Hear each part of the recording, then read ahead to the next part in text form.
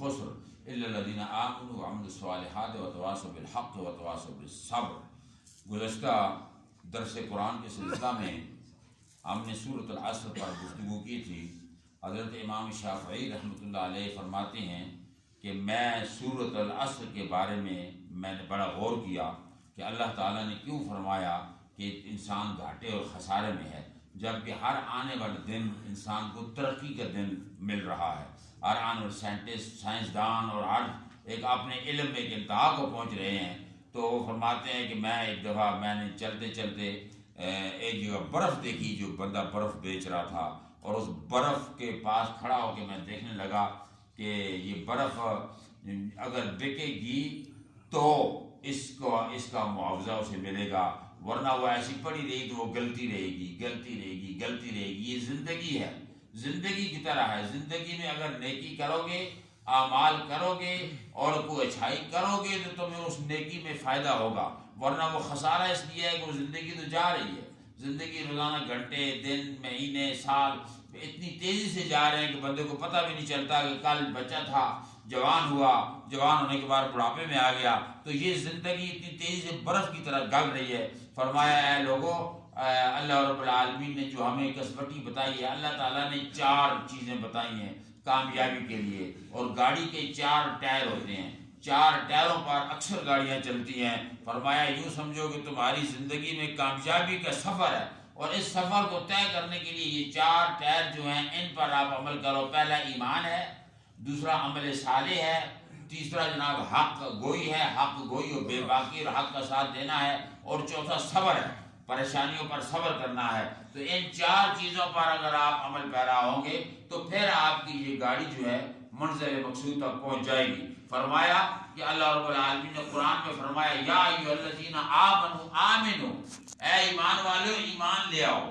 عجیب بات ہے، سب اس کے کان کھڑے ہو گئے، بڑے بڑے محقق، بڑے بڑے مفسر اور بڑے بڑے ذی علم آدمی، یہ اللہ نے یہ کیسی بات کر دی؟ آپ بیٹھے ہوئے ہیں، میں کہوں اے بیٹھے ہوئے بیٹھ جا، اے بیٹھے ہوئے بیٹھ جا، اے کھڑے آدمی کھڑا رہ، تو یہ عجیب بات ہے۔ وہ پہلے ہی کھڑا ہے۔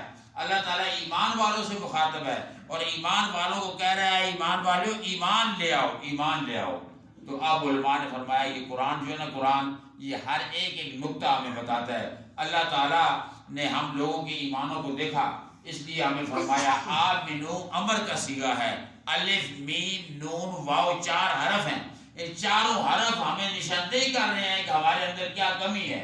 الف سے مراد ہے اللہ پر ایمان لاؤ اور کامل ایمان لاؤ۔ یہ زگزیگ ایمان نہیں چاہیے، خدا کو خالق بھی مانو، رازق بھی مانو، عاجز روا بھی مانو، مشکل کشا بھی مانو۔ ہر جگہ تمہیں دیکھ رہا ہے۔ اگر ایک بچہ شرارتی ہے اور گھر میں شرارتیں کرتا ہے، لیکن وہ جانتا ہے کہ میری بڑی ماں مجھے دیکھ رہی ہے، میرا دادا مجھے دیکھ رہا ہے، تو وہ کبھی برتن نہیں توڑے گا، کبھی وہ بھاگا ایک دائیں بائیں کوئی شرارت نہیں کرے گا، کیونکہ وہ جانتا ہے کہ مجھے اس پر سزا ملے گی، کوئی دیکھنے والا مجھے دیکھ رہا ہے۔ لیکن انسان کیسا ہے کہ ہم کہتے ہیں اللہ میرے ساتھ ہے، اللہ ہر وقت دیکھ رہا ہے، اس کے باوجود ہم جناب رشوتیں کھا رہے ہیں، اس کے باوجود ہم غیبتیں کر رہے ہیں، دوسرے کی مخالفتیں کر رہے ہیں، دوسرے کے پیچھے پڑے ہوئے ہیں، دوسرے کا مال غبن کر رہے ہیں، چوریاں کر رہے ہیں، ڈاکے۔ مسجد کے اندر سے مسلمان ہی کو تھا نا جو آ کر بکسہ اٹھا کے لے گیا ہے پیسے، آخر اس کے دل میں خوف نہیں آیا، قبر بھی ہے، اس کے دل میں خوف نہیں آیا آگے کیا کرنا ہے۔ اس لیے فرمایا یا ایھا الذین آمنو، ایمان لاؤ۔ اللہ سے مراد اللہ کی ذات کو، خدا کو خدا مان کے ایمان لاؤ، اور اس کے بعد میم ہے، محمد پہ بھی ایمان لاؤ صلی اللہ علیہ وسلم۔ صرف اللہ بھی ایمان کافی نہیں ہے، اگر اللہ بھی ایمان کافی ہوتا تو جو کہتے ہیں یہ قرآن ہمیں کافی ہے، قیامت میں قبر میں سوال یہ نہ ہوتا، پہلا سوال یہ ہوگا من ربو کا، تیرا رب کون ہے؟ تو وہ کہے گا ربی اللہ، میرا رب اللہ ہے، محمد کہہ دے۔ تو اگر اللہ کو ماننا کافی ہوتا تو فرشتے چلے جاتے، کہتے ٹھیک ہے تو سو جا، تو اللہ نے تو تجھے مان لیا۔ اور چلو اس کے بعد دوسرا سوال ہوگا کہ ما دینوں کا، تیرا دین کیا ہے؟ اگر بندہ ایک دیندار دنیا میں دین کے مسئلے جانتا ہو، کہے گا دین یا اسلام، میرا دین اسلام ہے۔ اگر اللہ اور اس کے دین کو ماننا کافی ہوتا تو فرشتے چلے جاتے کہ ٹھیک ہے تو اللہ کو مان رہا ہے، تو نے دین اسلام کو مانا، اس نے عمل بھی کیا، اب تو آرام کر۔ لیکن نہیں، تیسرا سوال بھی آ گیا۔ تیسرا سوال کی نوعیت بدل گئی قبر میں۔ پہلے کہا تھا من ربوں کا، رب کون ہے، دوسرا کہا تھا دین کیا ہے، تیسرا سوال یہ نہیں کہ تیرا نبی کون ہے، یہ نہیں کہا کہ نبی کے بارے میں کہتا کیا تھا، تیرا عقیدہ کیا تھا، تیرا خیال کیا تھا، کیا تو اس کو بھائی سمجھتا تھا، کیا نبی کو اپنی طرح انسان سمجھتا تھا؟ کیا نبی کو بے بس سمجھتا تھا؟ کیا رسول اللہ صلی اللہ علیہ وسلم کو مردہ سمجھتا تھا؟ کیا تو سمجھتا تھا کہ جناب والا صرف مدینے میں جاؤ تو سنتے ہیں یا کچھ نہیں کرتے؟ ماذا تقول فی حق ھذا الرجل، حضور کا چہرہ سامنے ہوگا، مدینے کے دروازے کھل گئے ہوں گے اور وہ بندہ بھی دیکھ رہا ہوگا، کہے گا اس شخصیت کے بارے میں تیرا کیا عقیدہ تھا، کیا خیال تھا، کیا تو کہتا تھا؟ تو اب وہاں جو عاشق ہوگا وہ کھڑا ہو جائے گا، قبر میں سرکار آئیں تو میں قدموں پر گروں اور فرشتے جب اٹھائیں تو میں ان سے یوں کہوں اب پائے ناز سے اے فرشتوں میں کیوں اٹھوں، مر کے پہنچا ہوں یہاں اس دل ربا کے واسطے۔ عاشق کی یہ بات ہوگی۔ تو اس لیے فرمایا آمنو، اللہ پہ ایمان صحیح لاؤ، مین سے مراد محمد صلی اللہ علیہ وسلم پہ ایمان صحیح لاؤ۔ یہ دونوں ایمان لانے کے بعد پھر نون ہے، نون سے مراد نبی، جتنے نبی گزرے سب پر ایمان لانا ہوگا۔ یہ نہیں ہے کہ جناب ہم یہودیوں کے جو ہے نبی اس کو نہیں مانتے، عیسائیوں کے نبی، سارے نبی اللہ تعالیٰ کے جو ہے وہ برحق ہیں، کتابیں برحق ہیں، قیامت برحق ہے، نبیوں پر ایمان لاؤ۔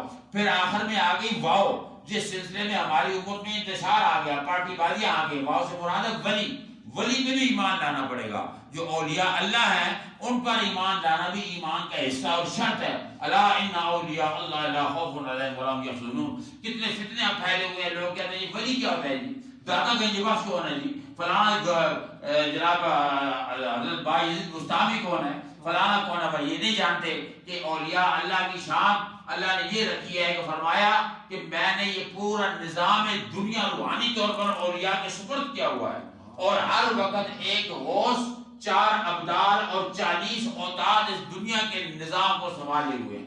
اور جناب والا جب ایک غوث دنیا سے جاتا ہے، ایک ولی جاتا ہے علاقے کا، اس کی جگہ دوسرا آ جاتا ہے۔ یہ میں نے کتاب میں پڑھا ہے، حضور غوث اعظم رضی اللہ تعالی عنہ جس وقت مسجد شریف میں گئے نماز پڑھ رہے تھے، اس مسجد میں اتفاقاً کوئی چور پہلے گیا تھا، مسجد کے اندر تھا چور، اور چور نے جب دیکھا وہ بندہ آ گیا، وہ مصلیوں میں گھس گیا، وہ جو بڑے بڑے وہ پھوڑ کہتے ہیں، پھوڑ کے اندر گھس گیا، وہ غوث پاک وہاں گئے، ان کا جبہ بڑا قیمتی تھا، بڑا اچھا قیمتی لباس پہنتے تھے۔ آپ وہاں نماز پڑھنے لگے، رات کو تہجد پڑھ رہے ہیں، تھوڑی دیر بعد خضر علیہ السلام آ گئے۔ خضر علیہ السلام آ کر دروازے پر بتایا اور کہا حضور فلاں علاقے کا جو قطب ہے وہ دنیا سے چلا گیا ہے اور جگہ وہ سیٹ خالی ہو گئی ہے، آپ مہربانی فرمائیں کہ وہ قطب ہمیں چاہیے فوری طور پر، وہاں پر اسے متعین کرنا ہے، کیونکہ نظام دنیا جو چل رہا ہے یہ اللہ تعالیٰ کا، ہم تو ظاہر دیکھتے ہیں نا، یہ حکومتیں تو کچھ بھی نہیں ہے، اصل حکومت اللہ کی ہے اور اللہ کی حکومت کا نظام چل رہا ہے۔ حضور غوث پاک رضی اللہ عنہ سلام پھیر کے فرمایا کہ اب یہ وقت رات کے 2-3 بجے کا ہے، اس وقت میں کہاں سے آپ کو قطب دوں گا، اور بات یہ ہے کہ اگر تم دن کو آتے تو میں کسی کو بلاتا اور کہتا۔ تو انہوں نے خضر علیہ السلام نے کہا کہ اگر غوث قطب نہیں دے سکتے تو غوث بنے کیوں ہو، غوث بنے کیوں، اگر غوث کے اندر یہ پاور ہی نہ ہو، وہ دے ہی نہ سکے تو پھر غوثیت کی سیٹ میں کیوں بیٹھے ہو؟ پھر آپ نے اشارہ کیا کہ وہ جو پھوڑ میں پھوڑے کٹ قطب ہے، وہ پھوڑ جو چاہے تھا چور شور کرنے لگا، میں چور ہوں، میں چور ہوں، اس نے نہیں ہوں تو قطب بن گیا، کیونکہ ولی کا اشارہ پڑھ کے ہی جس پہ نظر بندے سے مولا کر دیا، اور آگے ہے جب جوش میں قطرے سے دریا کر دیا، ہر ذرہ دل بڑھ جاتا ہے، ہر چیز نظر ہو جاتی ہے، اٹھ جائیں جدھر ان کی نظریں کونین ادھر ہو جاتی ہے۔ اس لیے ایمان درست کرو، اولیاء اللہ پر تقوی رکھو، اور نیک لوگوں کی عزت و احترام کرو، مسجدوں کو آباد کرو، مسجدوں کا احترام کرو، یہی ایمان کی بنیاد، یہی ایمان کا اساس ہے۔ اسی کے اندر روزے ہیں، اعتکاف ہے، نمازیں ہیں، تلاوتیں ہیں۔ ایک بندہ قرآن بھی پڑھتا ہے، نمازیں پڑھتا ہے، سب کچھ کرتا ہے، لیکن وہ اللہ والوں کو نہیں مانتا، کہتا ہے میں نہیں مانتا، یہ سارے ایسے ہی ہیں، تو یہ غلط بات ہے۔ اس لیے کہ یہ اللہ سے ناراض ہوتا ہے۔ اللہ نے اس لیے فرمایا یا ایھا الذین آمنوا، اے ایمان والو، آمنو پورا ایمان لاؤ۔ ایک اور جگہ فرمایا یا ایھا الذین آمنوا ادخلوا فی السلم کافہ، اے ایمان والو اسلام میں پورے داخل ہو جاؤ۔ یہ نہیں کہ ٹانگیں اسلام میں داخل کرو اور ساتھ پیچھے رہے، پورے اسلام میں داخل ہو جائے، اسلام کے ہر قانون کو مانو، اسلام کی ہر شریعت کے ہر حصے کو مانو، تو اسلام میں بہت بڑا دریا ہے، بحر بے گراں ہے، اور یہ اس کی گہرائی تک کوئی نہیں پہنچ سکا۔ اللہ تعالیٰ تمام مسلمانوں کو دین پہ عمل کی توفیق عطا فرمائے۔ ربنا تقبل منا انک انت السمیع العلیم، تب علینا یا مولانا انک انت التواب الرحیم۔ الہ العالمین، آج کی رات بڑی عزت والی، عظمت والی، شان و شوکت والی رات ہے۔ یا اللہ تجھے واسطہ تیری عطاؤں کا، رحمتوں کا، یا اللہ ہم سب کے گناہوں کو معاف کر دے۔ اللہ تعالیٰ ہم سب کو تقویٰ عطا فرما۔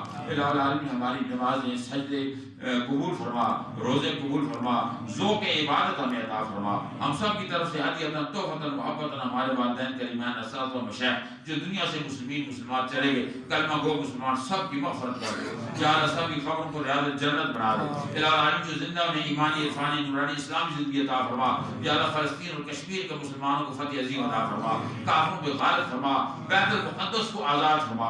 الہ العالمین، جتنے دنیا کے مسلمان ہیں سب کو ایک اور نیک بنا، متحد فرما۔ اس ملک پاکستان کی حفاظت فرما، اس کی سرحدوں کی حفاظت فرما، اسلام و شریعت نافذ فرما۔ یا اللہ یہاں پر لوگوں کا تنگ اور ننگ دور فرما، اور یا اللہ تعالیٰ رزق کی فراوانی عطا فرما۔ اس مسجد شریف کو صبح قیامت تک کے لیے آباد فرما، اس کو ہمارے لیے ذریعہ نجات و رحمت بنا۔ یا اللہ یہاں دل بے لوث خدمت کی توفیق عطا فرما، اور جانی مالی ہر لحاظ سے اس مسجد شریف کو آباد کرنے کی توفیق عطا فرما۔ ہمارے عقیدوں کو درست فرما، ہمارے ایمان کی حفاظت فرما۔ تیرے خزانے میں کوئی کمی نہیں، سب کی کمیوں کو پورا فرما۔ وصلی اللہ تعالی علی خیر خلقہ سیدنا حبیبنا محمد وآلہ وصحبہ اجمعین برحمتک یا ارحم الراحمین۔